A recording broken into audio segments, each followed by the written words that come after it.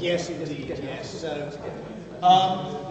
So, if you've got a question again, ladies and gents, please use the microphone because we won't be able to hear you up here, and nor will the rest of the house either. So, I've got a few questions here already. If there are any other of these written questions, just put them up here now.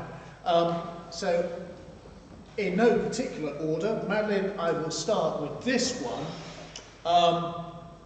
Do you see any evidence of there being more than one painter, i.e. a difference in style or technique? Would you like to? Yeah. So there are certainly different painters. I think that's fairly obvious from looking at, for instance, the Tree of Jesse and the Burial of the Virgin. The south side tends to have the more monumental, slightly less elegant figures, but they were probably more visible. And the ones on the north side, which have a disadvantage of being on the north side, so they're more damaged, are more detailed and probably a better painter. And they did, I don't know whether someone should be answering this question actually. It's not very consistent. It's not that there's one painter for the north and one painter for the south wall, because for instance the villains, as I prefer to call them, the Jews, are very similar on both sides. And I can't think of anything on the north wall that's, except for the villains, that are similar on the south side. The east wall seems to be the south wall painter. Should be, I mean, if you go and just stand there for a minute, you should see this difference that I'm talking about quite clearly. Do you have anything to say about that, Sana? About the hands? Honestly, I think you've covered it best because you've seen them much closer up than I've been able to see them up on the scaffolding.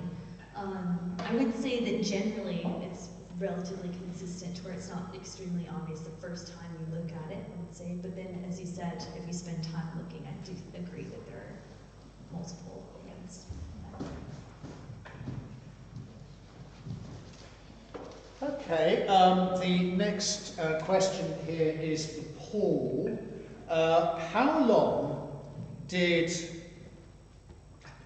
is that Cheldon take to paint? Or are we talking about Chalgrove? It's probably Chalgrove. How long did Chalgrove take to paint? Is this typical?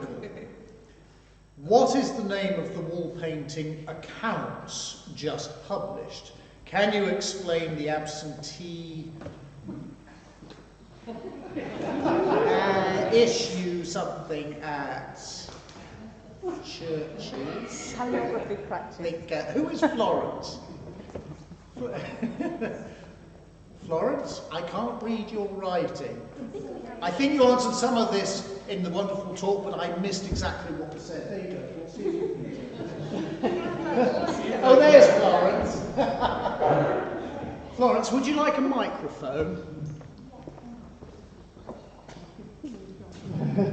Oh, right. Okay, good. Can you hear me? Yes, it's just as well I work on 14th century handwriting. Sorry, no, this is actually pretty clear. How long did Sheldon take to paint? Well, very difficult to say, but if you watch a really skilled painter paint, they paint very quickly. But it depends, you know, what the processes that are at work. There's never only one painter. If somebody says, do you see more than one hand?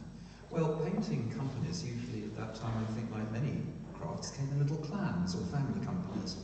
So Daddy would turn up with some. I don't know any women wall painters. This is an interesting point. You certainly get female illuminators, but you'd never just get one painter turning up. You get a little group of them, and they would be probably family related. Like Walter of Durham and his son Thomas turns up. So there are several of them. They've got several tasks. The setting out will take so long. You've got to get straight lines, which you do with bowstrings, packed thread, which you snap against the wall to get a straight line. And once you've got your ordinatio, your basic levelling out planning, something like this I should have thought could be painted, you're going to disagree with me, but I would guess within I don't know, a few weeks, not really. I think when they got down to it, I don't think it necessarily to be very long. It depends on the medium. You see, oil medium is quite slow, so there are no rules. Anyway, that's just pure guesswork, and I always say I always defer to local knowledge. You know, if the Conservative has got any, well, shut up. We don't have any exactly timed wall painting campaigns that we can be precise about. Anyway, that's the first point. So, slightly better. Is well, just leading on from that, yes. in my introduction, which Rachel wrote at the back here, she says, 1310, Gaveston appointed Bonicus to Frescobaldis, a Florentine master builder regularly used by the Crown as rector. The Frescobaldis were well-known builders and painters throughout Europe. If the exceptional architecture of the chancel and the wall paintings were the works of the Frescobaldis family, this contract would have been complicated, da, da, da, da, da, da, da. Is there any evidence that these might have been painted by Italian artists or by English? No, there's no question. Well, the first thing is when you see that an Italian rector has come in, did that Italian rector ever turn up?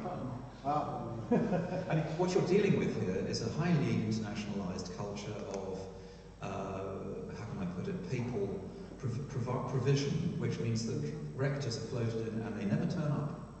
So it's not very helpful, really, to with the greatest respect. I mean, I know it in our days of Brexit and whatever, it lends glamour to think that Italians might have done these things. But actually,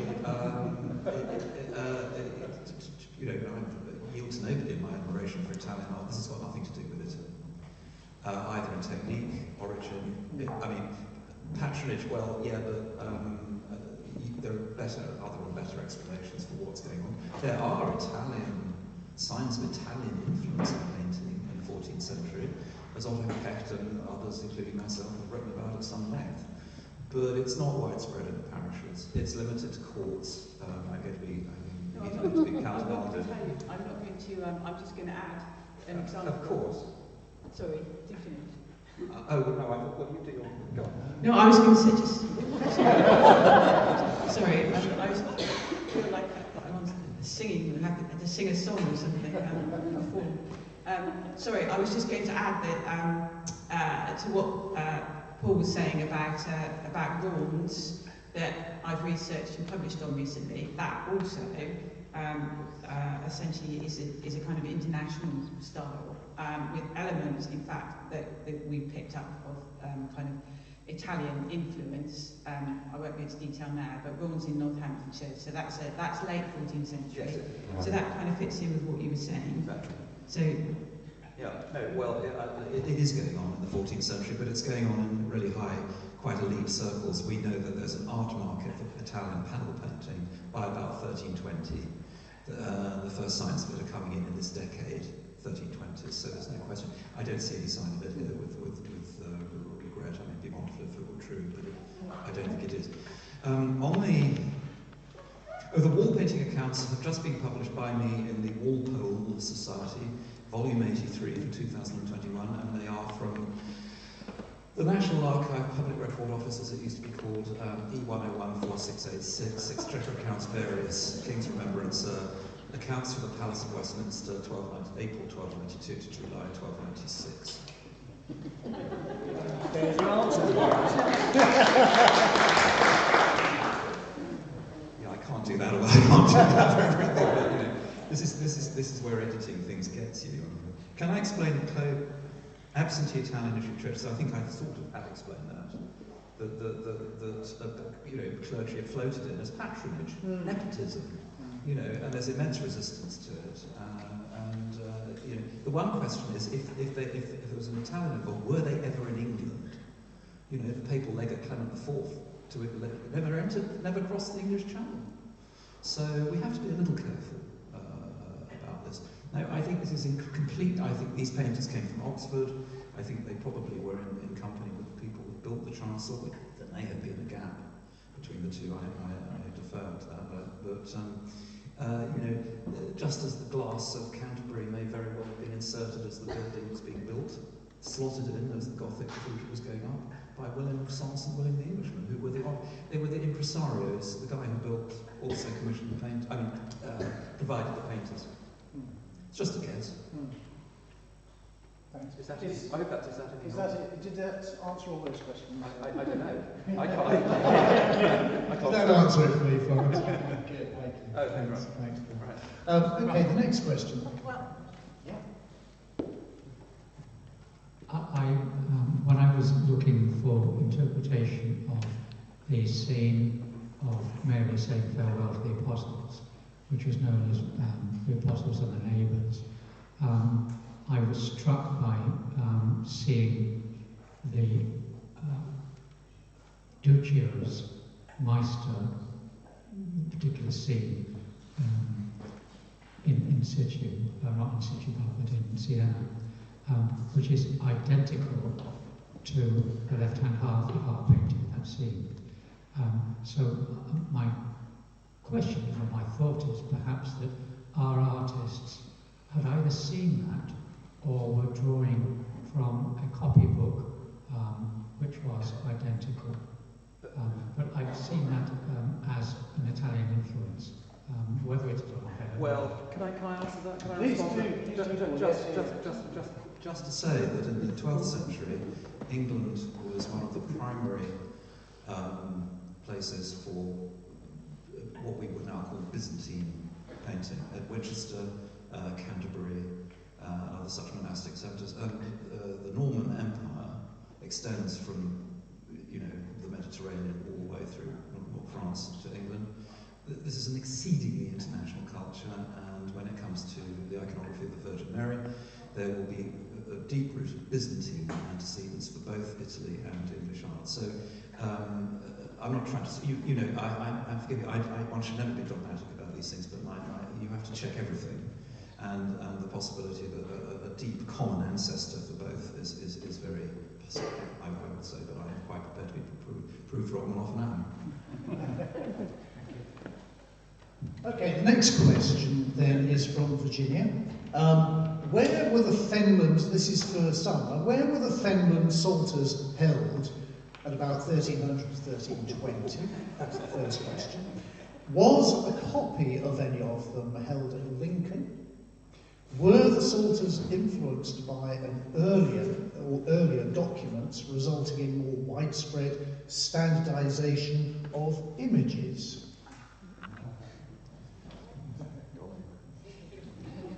I will try my best to remember all the information associated with this, but the Fenland Psalters are named after the abbeys that they ended up at for quite a long time. So the Peterborough Psalter is at Peterborough, Ramsey Abbey, and they're connected with really prominent figures. So these are really expensive, luxurious manuscripts that are going to really highly place people within these various abbeys. And they do have connections between each other more than just that they look similar. For instance, that we do think that the Ramsey Psalter, a lot of this is based on Lucy Freeman Sandler's work. She has a book on the Fenland manuscripts and other manuscripts associated to these that aren't necessarily Psalters. There are associated manuscripts that aren't quite as close to each other as this group of the Peterborough, the Ramsey, and the Gough Psalter. The Barlow Psalter, for instance, is one that's quite similar, but not within necessarily this original group, that may have been based off of the imagery originally from the Ramsey Psalter. So that could be kind of where the original source that these other manuscripts are based off of. And it's quite possible that these networks are not only between workshops, but between people as well, seeing the manuscripts, going to the same place they're produced, that sort of thing. Trying to see any of them held at Lincoln. Not that I'm aware of, although of course we don't have everything surviving, so there could have been another that did exist within this group that was at Lincoln, for instance. So that's all I really have to say on that. I think I've gotten to all of them. Whoever's question this is, did I hit all the points? Okay, great. Does that answer your question, Virginia? Hang hang on, let's just get your microphone. Oh, thanks.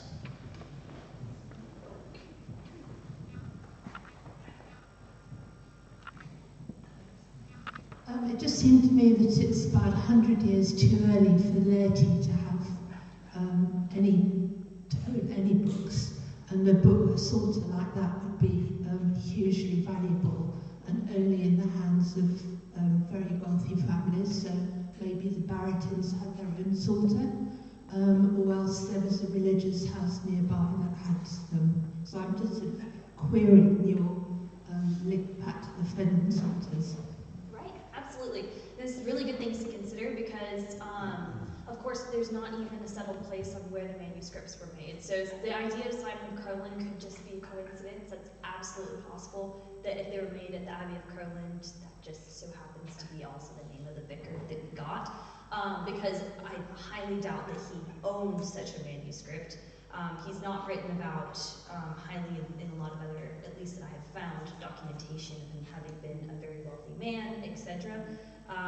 So he probably didn't own one. Whether he was aware of them is possible. If he came from that area, spent time, for instance, in one of those monasteries, he would have potentially seen them and gone to a workshop influenced by them. But I do think it might be more convincing to think of it as these paintings were created in a workshop influenced by the workshops that created the Finland manuscripts. So we can think of it more of a workshop connection.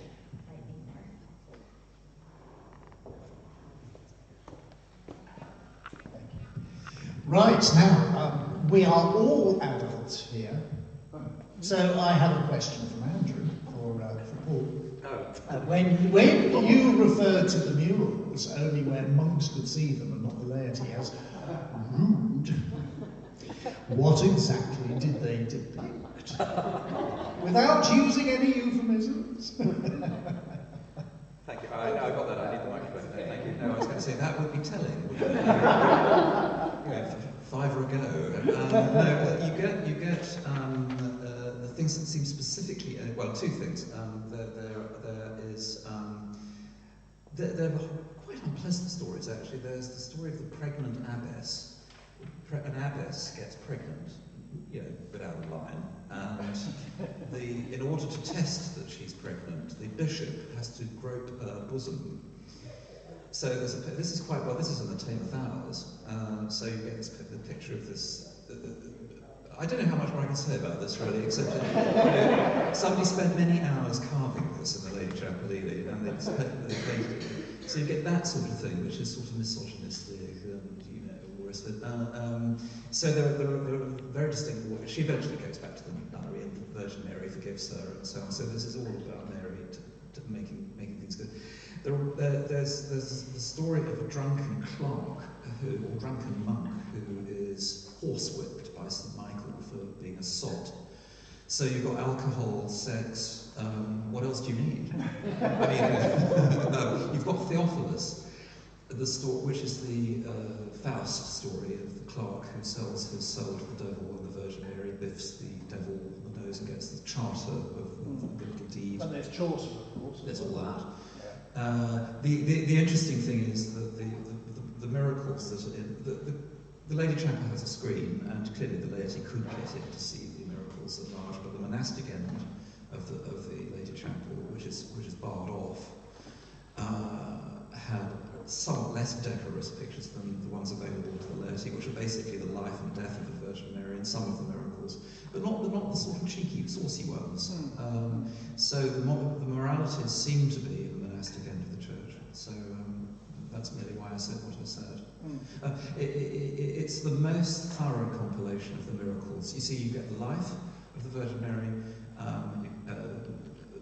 Occasionally you get the miracles, but England has an extraordinarily important role in the formation of the iconography of the Virgin Mary. The doctrine of the Assumption, the iconography of the coronation of the Virgin are all developed by English theologians quite early on, and then they go to France. It's a 12th century, very international culture. And the most thorough compilations of the miracles of the Virgin Mary were kept at Thorney. Now, Thorney is one of the monasteries Lincoln Fens area, and the Lady Chapel at Ely is also very thorough. So somebody's collecting these things in East England and making something of it. Anyway, I've probably said enough, but are they collecting, and this is what I was going to ask, are they collecting there, because I think there's some discussion, isn't there, about where they were actually produced in the first place and whether they were actually produced in the East, in fact, East of the of country, England. East of England, or whether they were produced elsewhere and they're kind of shipped out there. I don't know, but that's also something to think about, is about, obviously manuscripts moving around, and they did move around, didn't they? Because they were kind of gifted to houses and family members and that Yes. kind of thing, I suppose. Can I just add a thing to that? it is worth bearing in mind that some of the greatest 14th century psalters, which were made in the 14th century, like the Galston Psalter, Dewey Psalter, are all associated with parish churches. So there's no inherent objection to the idea that this church had a fine psalter with illuminations. Lay involvement in the production of great man, it's true, is accelerating hugely at the end of the 13th and 14th century, particularly amongst women.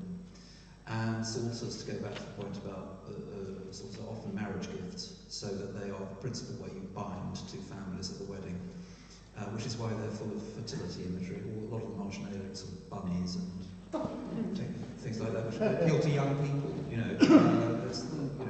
They're not complicated. Marginalia are often thought to be complicated, but they're really not. Yes, I can't remember what context it was in. Someone mentioned Chaucer, and of course he had a big place up at Ewing, which is only 4 or 5 miles from here. I can't remember someone mentioned it, but that was the Chaucer and this local neighbourhood reference. So this is a question for anyone from Elizabeth. Could you please say something about the other painting fragments around the church? There aren't many, but there are a few. There's a couple over there. Could you say anything about any of those? The tabernacle in the north aisle, in the corner, was originally covered by the painted memorial to the Quartermain family, which is at the back of the church. In going to clean the Quartermain memorial, Eve Baker discovered the other one underneath it. So she very carefully removed the Quartermain memorial, cleaned it, and put it back on the west wall. The tabernacle, as they call it, is a tabernacle for a saint. There is some text across it, which I think has been deciphered, but I can't remember. I did read somewhere a little while ago a decipherment of it. But we don't know who the saint was. It could possibly even have been a statue. If you want to see a really good tabernacle, there's one of St. Clement, whose symbol was an anchor. It's in the church at South Lee, I think it's South Lee, just below Whitney. The rest of the paintings, if you look on the edge of the window by the tabernacle in the north aisle, you'll notice a pattern with a little roundel in it. That pattern appears again above the north door. It was also discovered on the outside of the door coming in from the south porch. If you look when you go out, there's some of it there. There was a little bit over the west window over there.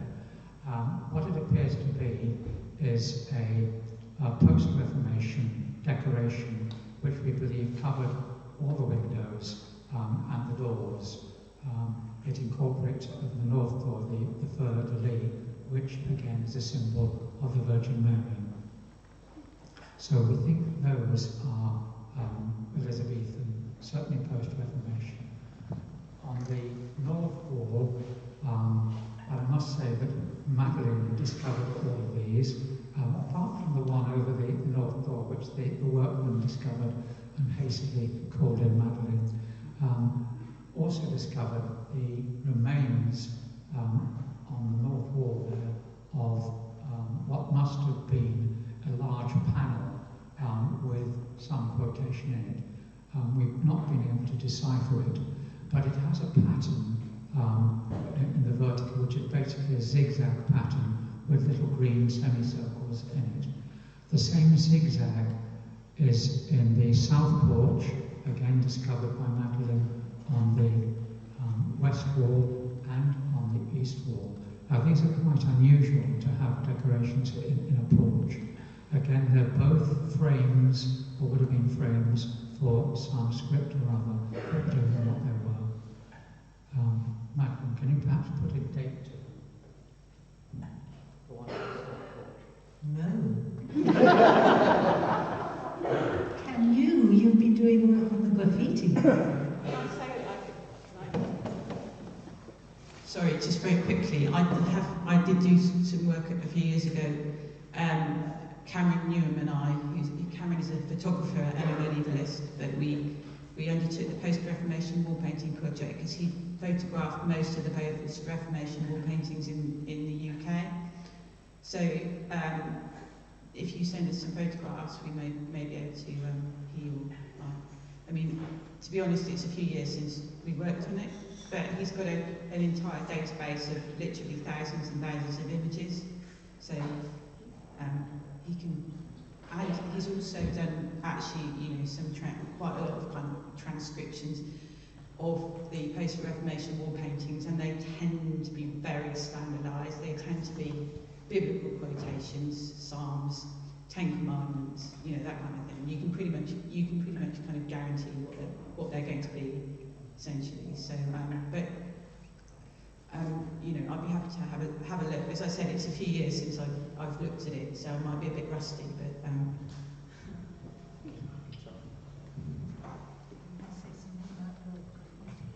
The reason I asked you about the date was because there was something about the plaster in the south porch being made with horsehair, which dated it to a particular time. No?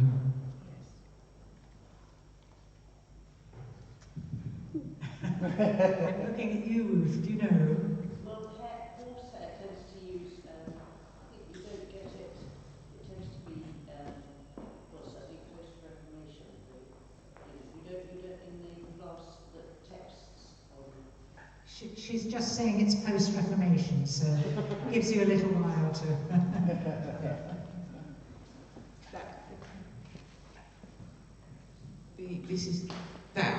That is post-Reformation text, the black letter text. So that's, it's very vague, but on dating. But that kind of black letter text that you get up there, it's usually kind of 17th century-ish, and then a bit later the script changes slightly into the 18th century, and it becomes slightly different. So I would imagine that's probably a kind of slightly earlier post-Reformation, based on the script, but literally nobody works in this period, so almost nobody. So we know so little about it, essentially. Trevor Cooper is a historian, ecclesiastical historian. Some of you will know him working on the 17th century. He's very useful. And very knowledgeable as well, but essentially there's a big gap. Everybody seems to either be a medievalist or a kind of, modernist in some sense. So yeah, absolutely. Post-Reformation wall paintings are fascinating. Sorry, just to clarify, the post-Reformation text on that wall isn't on the hair plaster. The hair plaster's in the porch, which is an unusual place to find paintings anyway.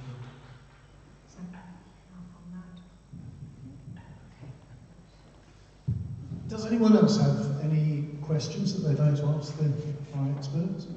I've got one fairly simplistic question. It's about, here we go. I'll ask my question first. It's about the naming of the church. This is St Mary's Church in Cheltenham.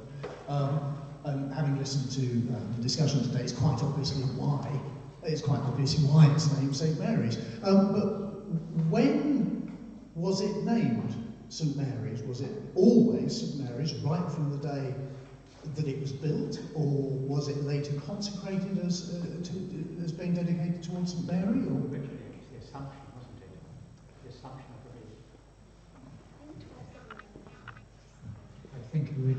was consecrated to the Assumption of the Blessed Virgin Mary, and the feast day was therefore the 15th of August, which is Mary's feast day.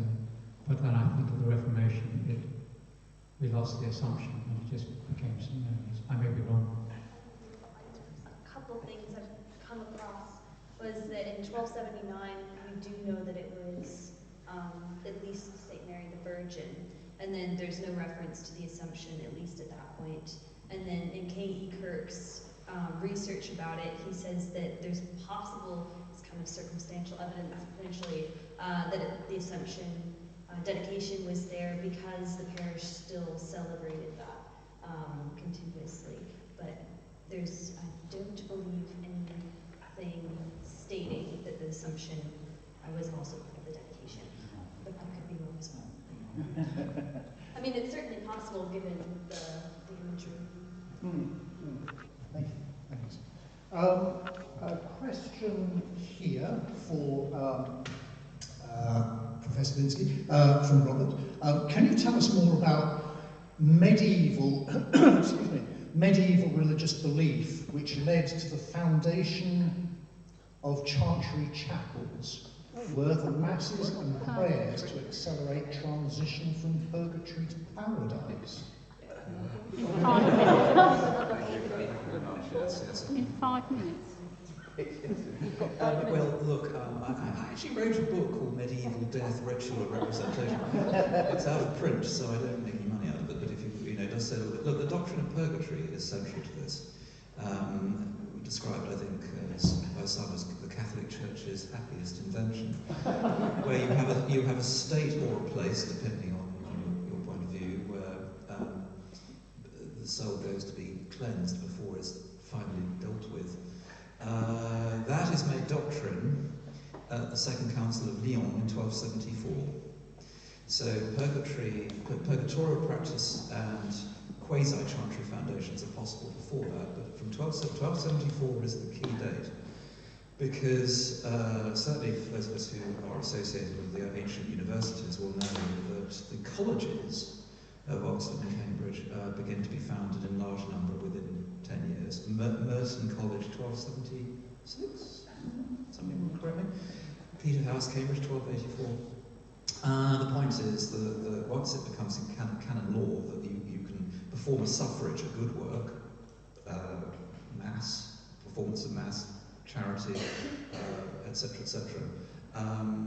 Once you can endow a suffrage, you can get out of purgatory quicker. That is instantiated as canon law. I was talking about the ecumenical councils, but that is the Council of Lyon is an ecumenical council, so it begins in 1274. So within 50 years, you have an enormous industry of chantry foundations, which are difficult because they entail alienating church endowments permanently to the service of the laity, so they have to be licensed. And they're called licenses under the statute of Mortmain, because efforts were made to control all this. And you can tell from the number of licenses granted that there's an enormous industry. Most of the chantry licenses are granted between 1274 and 1350. And it's at that point that the Oxford and Cambridge colleges get going. Many of the chantries that you were talking about are getting going by the mid-14th century. So, this is one of the things that precipitates the Reformation, ultimately, the belief in that suffrages can be purchased, as it were, right? The time out can be purchased. This is one of the great, most powerful machines of the medieval ecclesiastical economy in the late Middle Ages, and of course it goes with penance, confession, all those things are all tied up. Does that give some indication? Sorry, I was going to say that those the licenses that you were talking about make excellent evidence, don't they? Yes. Because some of them are they're published, so in fact some of them are online. So that's an excellent way of actually, starting off your research. If you're researching your local church or whatever, that's a really excellent starting point to find out whether there were in fact any chantry chapels or chantry spaces within the church building. There would have been, of course. you know, every church had one, but it's, you know, it's an excellent resource for many of us, isn't it? Thank you. Are there any more questions? This isn't another question, it just follows on from what we've been saying about chantry chapels. And I was very struck by Eamon Duffy's writing there's a volume on Wingfield College in Suffolk. The thing about purgatory and making people feel guilty and how dreadful it was going to be stuck in purgatory, where the least pain of purgatory was worse than the biggest human pain here. But what Duffy argues, which I found rather beautiful, is that people just wanted to be remembered in their local community, and that of course goes back farther than 1274. And as everybody knows, purgatory does too. So. Thank you. Thanks for that comment. Any more for you? Thanks. Can I just ask, Madeline, you know, you said the wall paintings were sort of stylistically dated but stayed there until the Reformation, and then they were whitewashed. Do you have specific evidence of that, or do we just assume that everything that was limewashed at the Reformation or after? Could it have been, actually, that they were limewashed earlier because they were an important issue?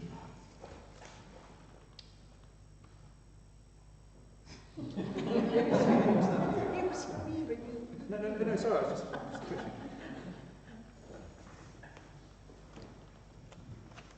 Yes, I suppose you're right.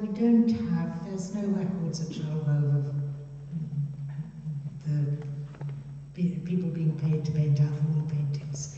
So they might well have been limewashed over earlier. I don't know if I've heard of that happening, just because they were ruinous. Although, of course, in the Middle Ages they wouldn't have liked them. Maybe I'm wrong. Certainly the Victorians didn't like things that weren't complete, which is why they did so much repainting. So, is it? Sorry, yeah, is it somebody else. No, I was going to ask you. Is it? I haven't. I've read lots of things, but I've forgotten lots of them. But because it was a while ago. So is it? I was going to ask you this question. The question anyway is it because you said that about the fact that they were still they would still be visible out of the Reformation. Is that because there's no paint layer over them, or is there no kind of like, you know, because usually in parish churches everything would be refreshed and repainted every, you know, 25 years or something. You know, rather like today, we give the interior of our houses a new lick of paint or new wallpaper or something. Sometimes it's, these days we seem to be doing it every 5 years. It gets more and more, basically. But usually they were painted over. So you usually get, I mean, sometimes, you know, in some churches you get up to 30 layers of paint from different periods, you know, with different styles, with post-ref stuff on top. But I don't know about wall painting layers here. Have you got, I don't know how many layers you've got here. I don't know. What might be helpful to look at as kind of a terminus post quem for when the whitewash was put over is potentially these later inscriptions that are present throughout the chancel, which do appear to relate to the scenes or were potentially purposefully put with the scenes. Do you have anything more to say on that? You've done more work on the later inscriptions. The inscriptions on the east walls, one on each side and one on the Jesse tree, are in Latin.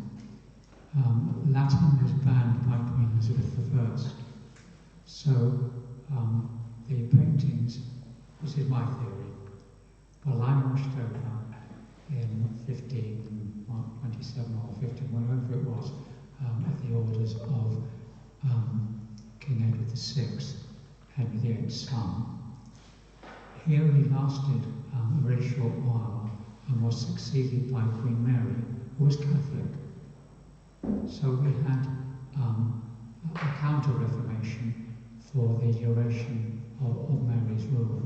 And I think that because the paintings had been limewashed over, then Mary basically said put them all back, but they couldn't.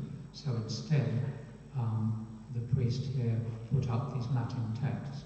The one on the Jesse tree, I think, is probably the beginning of the Our Father, and the one over the resurrection.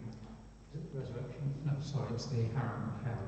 The bottom of the east wall, north side, is from Psalm 51, which is part of the Asperger's prayer in the Latin Mass, wash me as white as snow. The one on the south side of the east wall has a castellated M, so an M with a crown on the top, which is usually for Maria. So it's possibly a prayer to Mary, but that's the only indication that we have. So, as I say, I think they're Counter-Reformation scripts, which again would have been washed over again when Mary died. So you think they were line-washed over in Edward's reign and unline-washed in Mary's reign? Not unline. Okay. The line wash was there. Yeah. The scripts were then painted on. Okay. And they were subsequently line washed themselves. Okay, fine. So when they put the scripts there, they couldn't see the paintings. So, yeah, but the scripts relate to the iconography of the paintings. So they do. Okay. And the other thing to say about this is Ellie's point. If they had line washed over, they would have been painted. They would have been left white, and there's no evidence of paintings of any. Well, they've been a lot's happened to them, but I couldn't find any evidence at all that they had another medieval scheme over them. Has that knocked that one on the head? Either way, I think we're quite grateful that they were painted in the first place. They were whitewashed over, which seemed to preserve them, and then the Reverend Lawrence discovered them, and here we are to enjoy them. So before Michael wraps up proceedings for us, could I just ask each of the panel just for their final comments, if you just pass the microphone between you, just a final comment from each of you. Right, goodness, put on the spot a bit there. Right, well, I mean, today has been absolutely fascinating. I've learned a lot, and you know, I haven't looked at Child Road for decades really, probably, and I'm just so pleased that now there is so much research and, you know, people publishing things, and obviously Bob's book, which I, you know, had for donkey's years, which is excellent, and it's, you know, it's available at the back. It's, you know, just really great to, not having been here for 20 years, 2 decades, it's just so great to see, you know, all the work that's being done, and now, you know, the conservation as well. So it's, you know, it's really, really great to see And that. do publish your work, Ellie, that you've been sitting on. I will at some point. Yeah. Thank you. Well, a quick political point, really. Whatever the speakers may think, it's very important that our congregation, our audience, have come in such numbers today. It's very important to reach out to the younger generation and to get students and young people interested and to educate about this kind of thing. My great concern about the parish system, which has existed for a millennium and more now, well over 1,000, well, yeah, coming up for 1,000 years, is that it's now, we have to be alert to this. You know, the future of these buildings is very uncertain. And just how rich the heritage of glass, wall painting, panel painting, and so on is, and how far we have to go still. I mean, I've been trying to get projects going on rood screens and panel paintings and so on and so forth. The study of these things has accelerated. When I was an undergraduate 40 years ago, the volume of literature on these things was as nothing to what it is now. So in a sense, the study of these things has increased hugely in sophistication and quantity, and that's all to the good.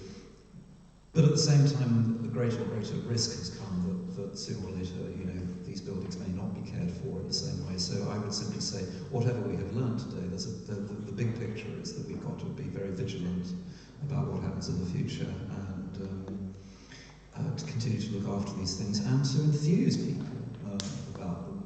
I mean, in the end, the parish church was always a place of faith in which people had confidence. The word confidence has the word fides inside it. Faith, confident belief. We have to be confident in the future of these buildings. Anyway, so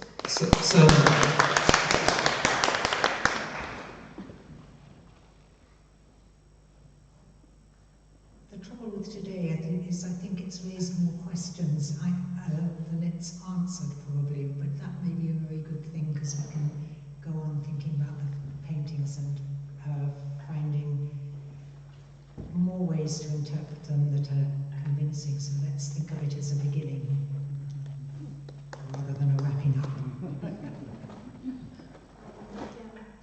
It's been a fantastic day. I've really enjoyed hearing all the comments from everybody, because it's so nice to, of course, have people from different fields discussing these wall paintings, not just, of course, in our panel here, but in the audience, of course. So it's fun. I've heard there's somebody doing their PhD on Jesse Tree.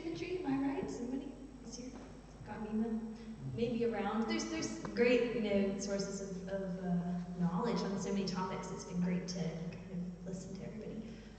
But yeah, it's been really nice to kind of get to have this happen after the pandemic and so long in involvement in planning. So just grateful to be here. Thank you.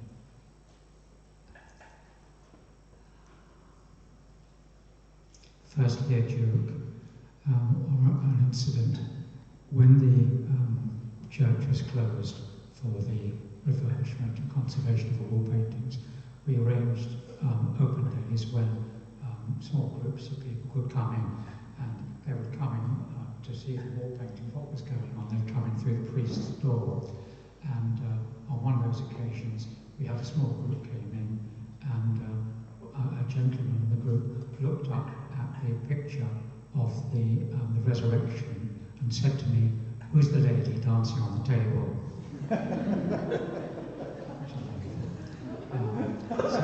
So it's great to see you all here today, and I think you know now who the lady is.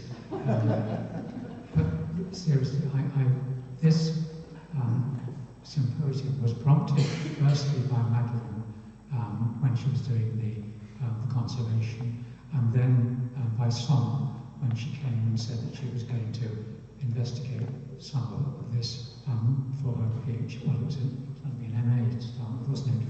And it developed into a PhD.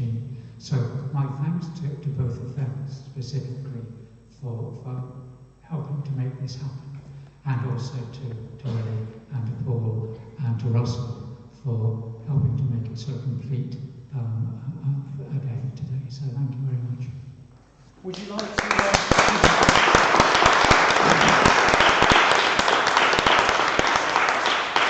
Yes, and again, just thank you very, very much, everybody. It has been a fascinating day. Michael, if I could hand over to you then to wrap proceedings up for us.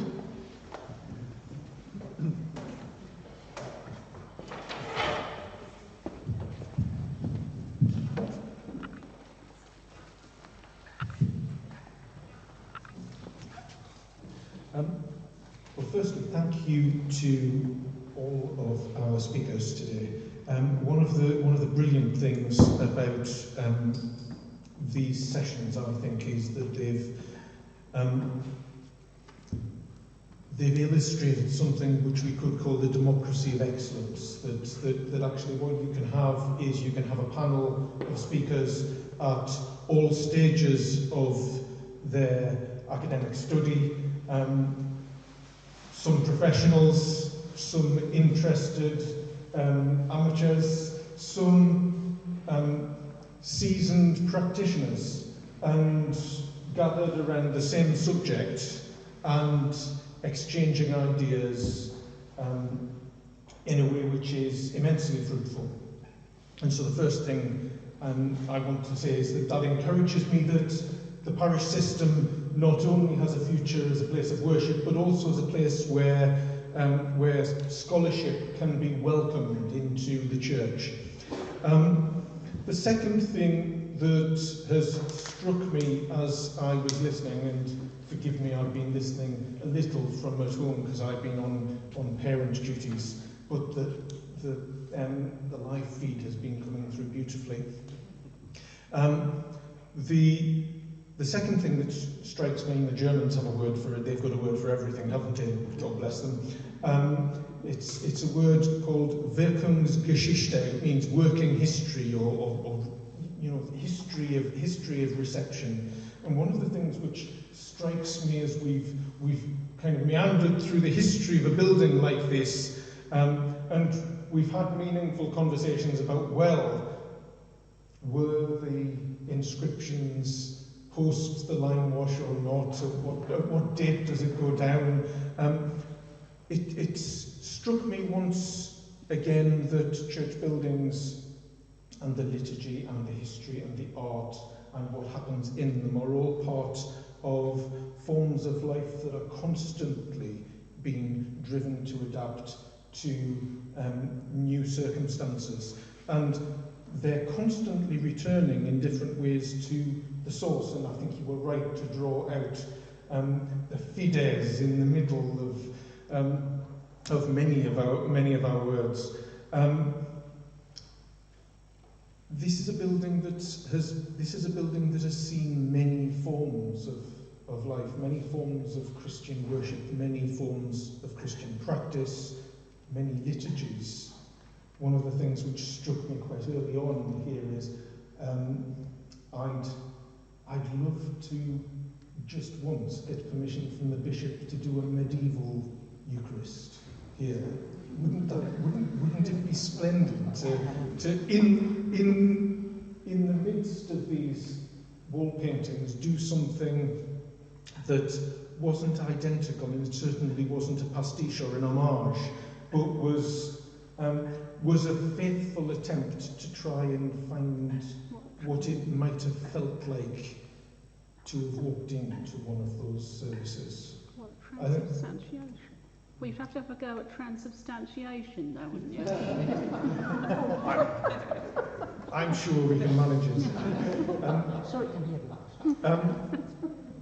But it's worth saying that even in the absence of those events, discussions like this help to open our historical eyes to the ways in which Christian faith has been exegeted in buildings and in liturgy and in worship and in artwork and in the physical environment around us. And for my own part, I rarely venture past the 3rd century, so thank you. Thank you. This has been an eye-opener for me, as I'm sure it has been for everybody else.